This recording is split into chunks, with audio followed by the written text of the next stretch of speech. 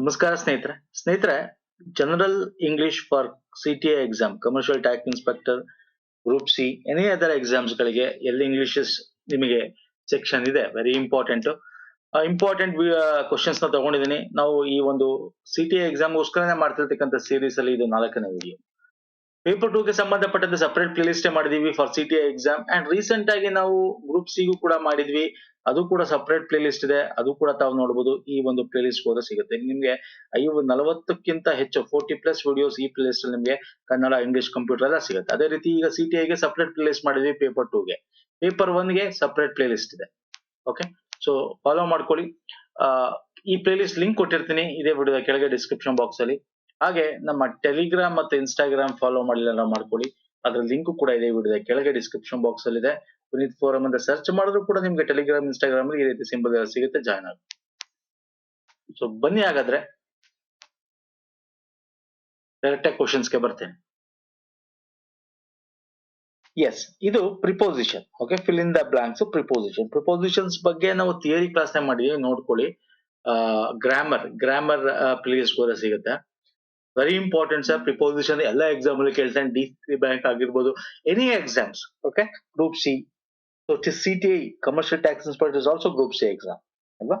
S, ಇದು ಒಂದು example ಅಷ್ಟು ಕೊಟ್ಟಿರ್ತಾರೆ. ಎಕ್ಸಾಂಪಲ್ ಬಗ್ಗೆ ಡಿಸ್ಕಸ್ ಮಾಡೋದು ಬೇಡ, ಬಟ್ ಸ್ಟಿಲ್ ನೋಡ್ಕೊಳ್ಳಿ, ಯಾಕಂದ್ರೆ this is very important example.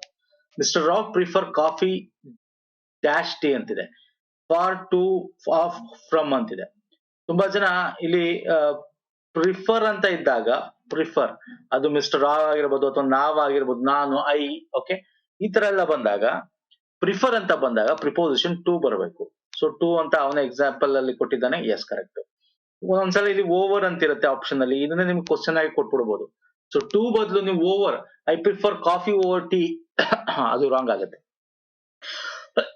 Prefer ಇದ್ದಾಗ ಅದಕ್ಕೆ ಪ್ರಿಪೋಸಿಷನ್ ಟು ಬರಬೇಕು. ಓಕೆ, ಸೊ ಇದು ಗೊತ್ತಿರಲಿ. ಪ್ರಿಫರ್ ಕಾಫಿ ಟು ಟೀ ಅಂತ ನಾವು ಹೇಳ್ತಕ್ಕಂಥದ್ದು. Next, the time table has been in force dash Monday last. Okay, easy question, very easy question. For ಬರುತ್ತಾ, by ಬರುತ್ತಾ, ಸಿನ್ಸ್ ಬರುತ್ತಾ, ಅಟ್ ಬರುತ್ತಾ? ಸಿನ್ಸ್. ನಾವು ಸಿನ್ಸ್ ಅಂದ್ರೆ ಈ ಟೈಮ್ ಟೇಬಲ್ ಇನ್ನು ಚಾಲ್ತಿಯಲ್ಲಿದೆ. ಯಾವಾಗ್ಲಿಂದ ಸರ್? ಸಿನ್ಸ್ ಓದ್ ಮಂಡೇ ಅಂದ್ರೆ ಈಗ ನಾವ್ ಹೇಳ್ತೀವಿ ಸಿನ್ಸ್ 1985, ಅವಾಗ್ಲಿಂದನೂ ನಡೀತಾ ಇದೆ. KGF ಸಿನ್ಸ್ ಅಂತೆಲ್ಲ ಹೇಳ್ತಾ ಇರ್ತೀವಲ್ಲ, ಹಾಗೆ. Okay, example, since is the right answer.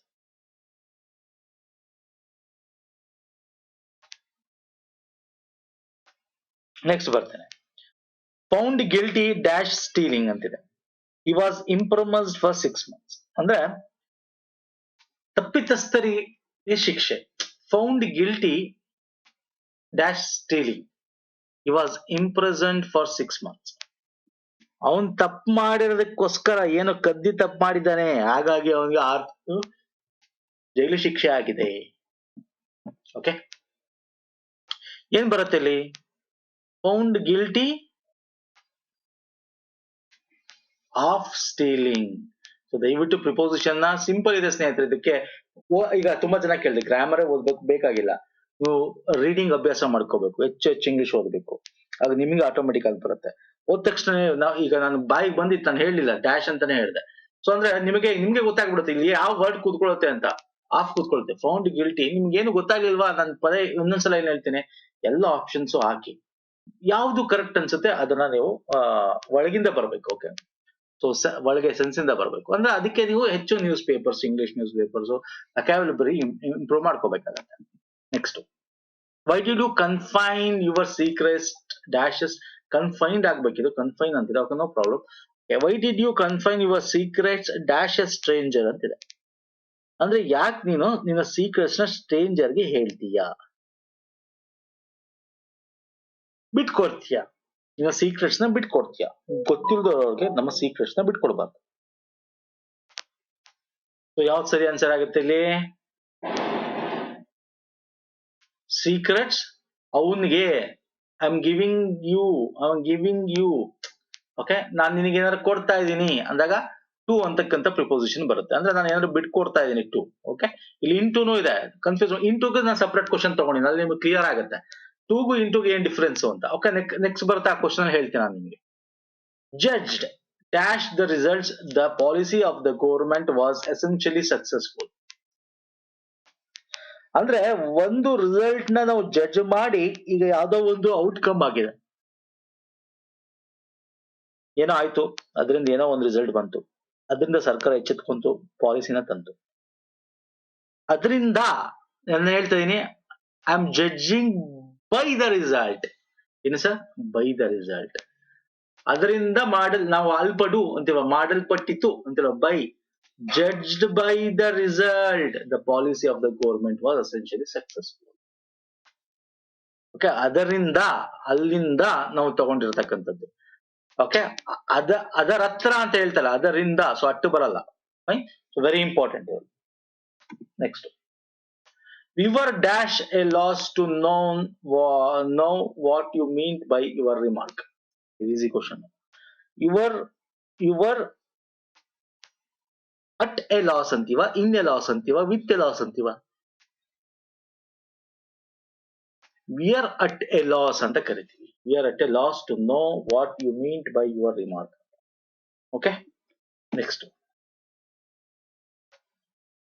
Let me first acquaint you dash the fact. ಇದು ಕೂಡ simple preposition. Let me first acquaint you dash the facts.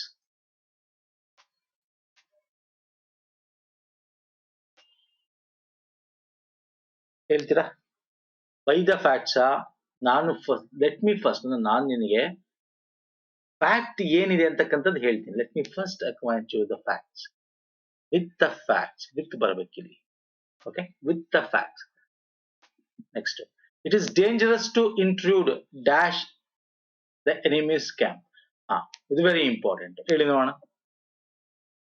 ನಮ್ಗೆ ಎನಿಮಿ ಕ್ಯಾಂಪ್ ಒಳಗೆ ಹೋಗೋದು ತುಂಬಾ ಡೇಂಜರಸ್ ಅಲ್ವಾ ಸರ್? ಒಳಗೆ ಸುಳುಕೊಂಡು ಅಂತ ಹೋಗ್ತಕ್ಕಂಥದ್ದು. ಸೊ ಅದನ್ನೇ ಹೇಳಿದ್ದು. ಇಲ್ಲಿ ಇಂಟು ಬರುತ್ತೆ, ಕೊಟ್ಟಿಲ್ಲ ಸರಿ, ಇನ್ನಿದೆ. ಅಂದ್ರೆ ಯಾವ್ದಾರ ಒಂದು ಜಾಗದಿಂದ ಇನ್ನೊಂದು ಜಾಗಕ್ಕೆ ಹೋಗ್ಬೇಕಾದ್ರೆ ನಾವು ಇಂಟು ಅಂತ ಯೂಸ್ ಮಾಡ್ತೀವಿ. ಟು ಯಾವಾಗ ಒಬ್ರಿಗೆ ಏನೋ ಕೊಟ್ಟಾಗ, ನಾವು ಹೋಗ್ಬೇಕಾದ್ರೆ ಒಂದು ಪ್ಲೇಸ್ ಇಂದ ಇನ್ನೊಂದು ಪ್ಲೇಸ್ಗೆ ಹೋದಾಗ ನಾವು ಇಂಟು ಅಂತ ಯೂಸ್ ಮಾಡ್ತೀವಿ. ಓಕೆ, ಇಂಟು ಬರ್ಬೇಕು ಪ್ರಿಪೋಸಿಷನ್. ಇನ್ನು ಡೀಟೇಲ್ ಆಗಿ ನಾವು ಎಕ್ಸ್ಪ್ಲೈನ್ ಮಾಡಿದೀವಿ ಸ್ನೇಹಿತರ ಪ್ರಿಪೋಸಿಷನ್ ಬಗ್ಗೆ ಗ್ರಾಮರ್ ಅಲ್ಲಿ. ನೋಡ್ಕೊಳ್ಳಿ, ಎಲ್ಲ ಅರ್ಥ ಆಗುತ್ತೆ. ಈಗ ಯಾರಿಗೆ ಅರ್ಥ ಆಗಿರಲ್ಲ, ಹೊಸದಾಗಿ ನೋಡ್ತಿರ್ತೀರ, ಅವ್ರು ನಮ್ ಗ್ರಾಮರ್ ವಿಡಿಯೋ ಪ್ಲೇಲಿಸ್ಟ್ ಹೋದ್ರೆ ಇಂಗ್ಲಿಷ್ ಗ್ರಾಮರ್ ಅಲ್ಲಿ ಸಿಗುತ್ತೆ. ನೆಕ್ಸ್ಟ್ ನಾವು ಮಾಡ್ತಾ ಇರ್ತಕ್ಕಂಥ ಕ್ವಶನ್ ಯಾವುದು ಅಂದ್ರೆ ಪ್ರೊವರ್ಬ್.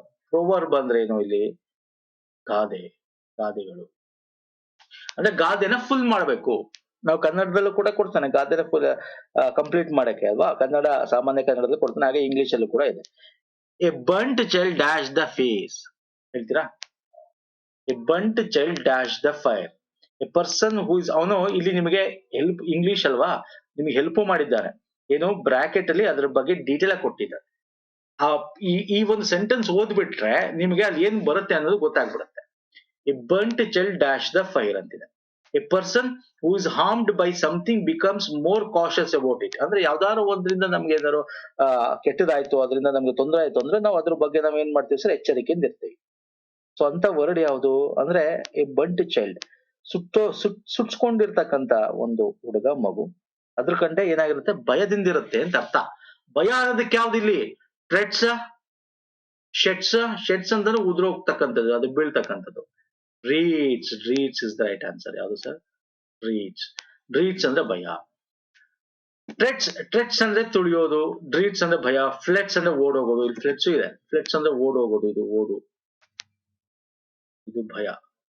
ಓಕೆ, ಶೆಡ್ಸ್ ಅಂದ್ರೆ ಬೀಳುತ್ತೆ. ಟ್ರೀ ಶೆಡ್ಸ್ ದ ಲೀವ್ಸ್ ಅಂತ ಕರಿತೀವಲ್ಲ, ಉದುರ್ಸೋದು ಅಂತ ಹೇಳ್ತೀವಲ್ಲ, ಆ ತರ. ಸೊ ಇದು ಯಾವ್ದು ಅಲ್ಲ, dreads is the right answer. ಈಗ ಇದನ್ನ ನೀವ್ ಹೇಳಿ ನೋಡೋಣ. Barking dogs dash the bite. ಅರ್ಥ ಆಗ್ಲಿಲ್ಲ? ಅವ್ನು ನಿಮ್ಗೆ ಹಿಂಟು ಕೊಟ್ಟಿದ್ದಾನೆ, ಗಾದೆಗೆ ಹಿಂಟ್ ಏನ್ ಕೊಟ್ಟಿದ್ದಾನೆ? A person who threatens other people does not take any action.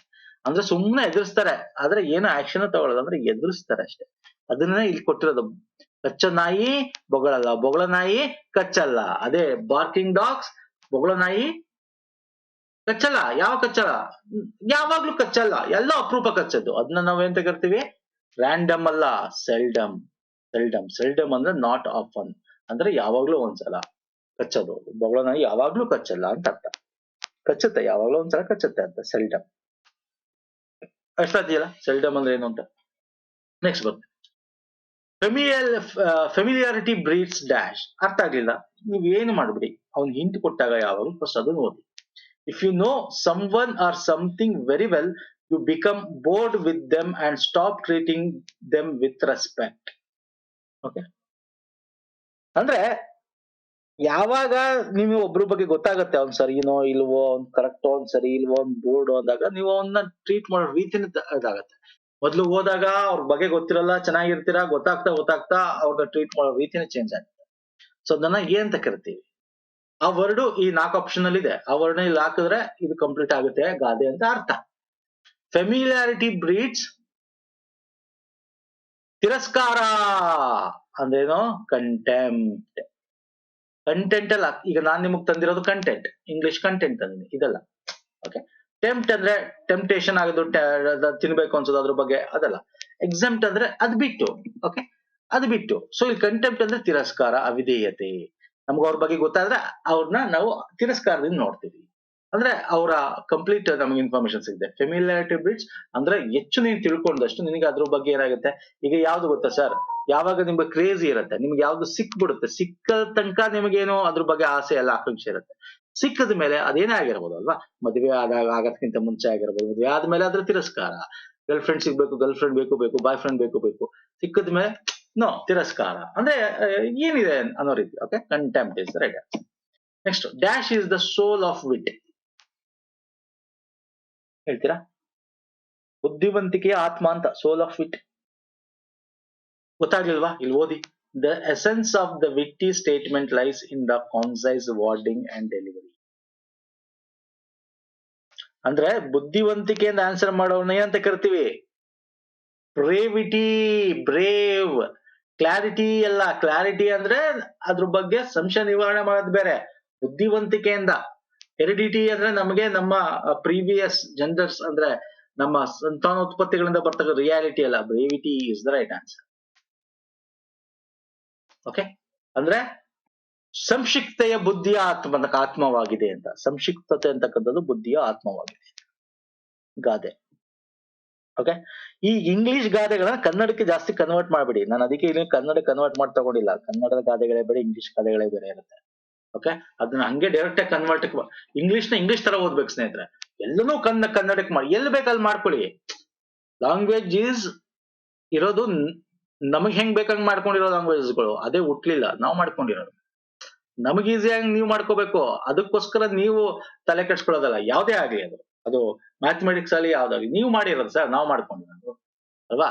ನಮ್ಮ ಜೀವನ ಶೈಲಿಗೆ ಅಳವಡಿಸ್ಕೊಳ್ಳಕ್ಕೆ, ಮಾತುಕತೆಗೆ ನಾವು ಮಾಡ್ಕೊಂಡಿರೋದು, ಅದು ನಮಗ್ ಬೇಕಾದ್ರೆ ಮಾಡ್ಕೋಬೇಕು ಅಲ್ವಾ.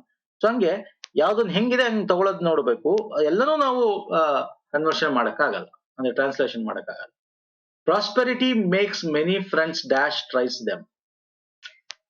ಅರ್ಥ ಆಗ್ಲಿಲ್ವಾ, ಫಸ್ಟ್ ಬ್ರಾಕೆಟ್ ಅಲ್ಲಿ ಇರೋದು ಓದಿ, ಆಗ ಗಾದೆ ಏನು ಅಂತ ನಿಮ್ಗೆ ಪೂರ್ಣ ಮಾಡಕ್ ಅರ್ಥ ಆಗುತ್ತೆ.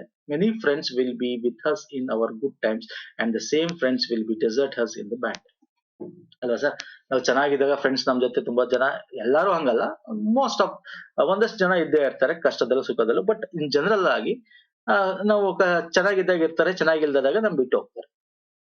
ಅದನ್ನ ಡೆಸರ್ಟ್ ಅಂತ ಕರಿತೀವಿ, ಡೆಸರ್ಷನ್. ಕ್ಲಾಮಿಟಿ, animosity, hostility, adversity. Adversity is the right answer.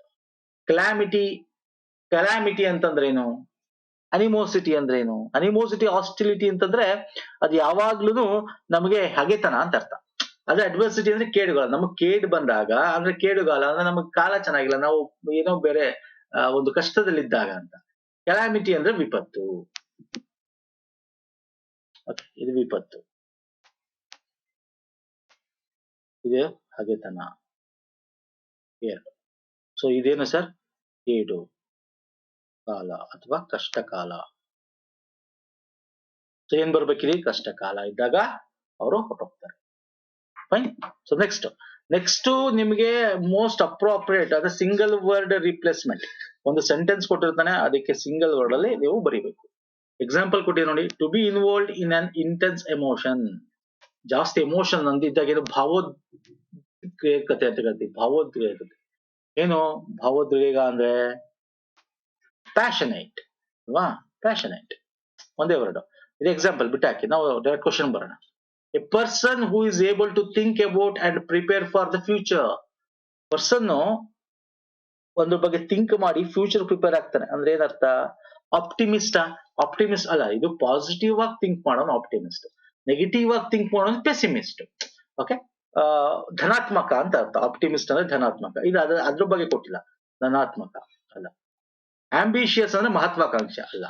For sighted ಅಂದ್ರೆ ದೂರದೃಷ್ಟಿ. ದೂರದೃಷ್ಟಿ, ಫ್ಯೂಚರ್ ಬಗ್ಗೆ ಯೋಚನೆ ಮಾಡೋದ್ರೆ ಅವನಿಗೆ ದೂರದೃಷ್ಟಿ ಇದೆ ಅಂತ ಅರ್ಥ. ಸೊ ರೈಟ್ ಆನ್ಸರ್ ಯಾವ್ದಿಲ್ಲಿ? Far sighted. Okay, a person who is able to think about and prepare for the future. Okay, ಇಲ್ಲಿ ಇನ್ನೊಂದಿದೆ ನೋಡಿ, ಬೆನಿವೋಲೆಂಟ್ ಅಂತ. ಇದ್ರ ಮುಂದೆ ಇದನ್ನು ಕೊಡ್ತಾನೆ. ಇದು ಬೆನಿವೋಲೆಂಟ್ ಅಂತಂದ್ರೆ ಅರ್ಥ ಪರೋಪಕಾರಿ, ದಯಾಳು. ಫಿಲಾಂಟ್ರೋಫಿ ಅಂತ ಕೂಡ ಕರಿತೀವಿ. ಅಂದ್ರೆ NGOs ಗಳು ಯಾರು ದಾನ ಮಾಡ್ತಾರೆ, ಪರೋಪಕಾರ ಮಾಡ್ತಾರೆ, ಫಿಲಾಂಟ್ರೋಫಿ ಅಥವಾ ಬೆನಿವೋಲೆಂಟ್. ಇದು ಗೊತ್ತಿರಬೇಕು, ಇದನ್ನು ಕೂಡ ಎಕ್ಸಾಮ್ ಅಲ್ಲಿ ಕೇಳಬಹುದು. Okay, so next, the words of an opera. The words of an opera. Opera ಅಂತಕ್ಕಂಥ ಆರ್ಕೆಸ್ಟ್ರಾ ಅಂದ್ರೆ ಇದೊಂದು ನಮ್ಗೆ ಸಂಗೀತಕ್ಕೆ ಸಂಬಂಧಪಟ್ಟಿದ್ದು. ಸಂಗೀತಕ್ಕೆ ಸಂಬಂಧಪಟ್ಟಿದ್ದು ನಾವು ಇಲ್ಲಿ ಸೊಲಿಕ್ಯೂ ಅಂತ ಕರಿತೀವ? ಇಲ್ಲ. ಓರೇಷನ್ ಇಲ್ಲ. ಯುಲೋಜಿ ಅಲ್ಲ. ಲಿಬರೇಟೋಸ್. ಲಿಬ್ರೋಟೋ ಸಂಗೀತಕ್ಕೆ ಸಂಬಂಧಪಟ್ಟಿದ್ದು. ಕಂಠ ಕೃತಿ ಪಾಠ ಅಥವಾ ಕಂಠಸ್ಕೃತಿ ಅಂತ ಕೂಡ ಕರಿತೀವಿ, ಲಿಬ್ರೇಟೋ. ಸೊಲಿಕ್ಯೂ ಅಂದ್ರೆ ಸ್ವಾಗತ, ಸ್ವಾಗತ ಬಯಸ್ತಕ್ಕಂಥದ್ದು. ಭಾಷಣ, ಇವೆಲ್ಲ ಭಾಷಣಕ್ಕೆ ಸಂಬಂಧಪಟ್ಟಿದ್ದು. ಈ ಮೂರಿದೆಯಲ್ಲ, ಇದು ಭಾಷಣಕ್ಕೆ ಸಂಬಂಧಪಟ್ಟಿದ್ದು. ಇದು ಸಂಗೀತ ಅಂದ್ರೆ ಹಾಡೋದು, ಹಾಡುಗೆ ಸಂಬಂಧಪಟ್ಟಿದ್ದು. ಇದು ಭಾಷಣ. ಸೊ ಈ ಮೂರು ಅಲ್ಲ.